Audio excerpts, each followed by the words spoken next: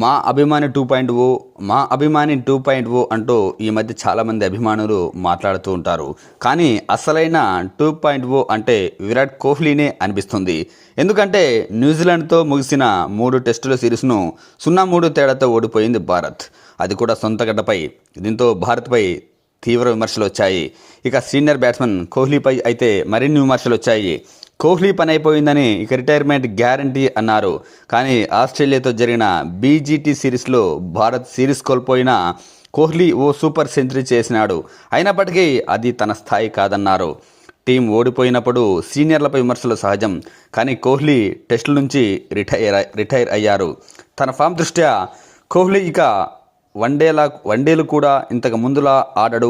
వయసు మీద పడడం కూడా తన ఆటపై ప్రభావం చూపిస్తుందని చాలామంది అన్నారు. కానీ కోహ్లీ అవేవీ పట్టించుకోలేదు.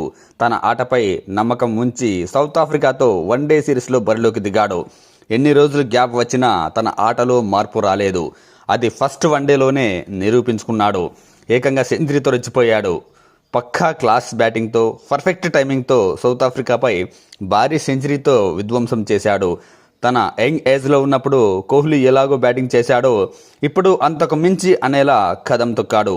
భారీ సిక్సర్లతో, కళ్ళు చెదిరే బౌండరీలతో కదం తొక్కాడు. ఫస్ట్ వన్డే అని కాదు, సెకండ్ వన్డేలోనూ అదే బ్యాటింగ్ను కంటిన్యూ చేశాడు. అసలు కోహ్లీ బ్యాటింగ్ ఆ కసి చూస్తుంటే పాత కోహ్లీ గుర్తుకొస్తున్నాడు.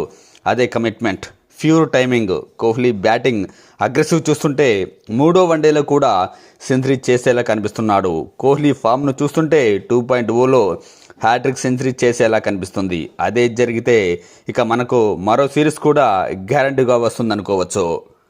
కోహ్లీతో పాటు మరో సీనియర్ బ్యాట్స్మెన్ రోహిత్ శర్మ కూడా ఫస్ట్ వన్డే మాదిరి మరోసారి 50 కొట్టినా చాలు భారత్ జట్టు గెలవడం ఈజీగా అనిపిస్తుంది.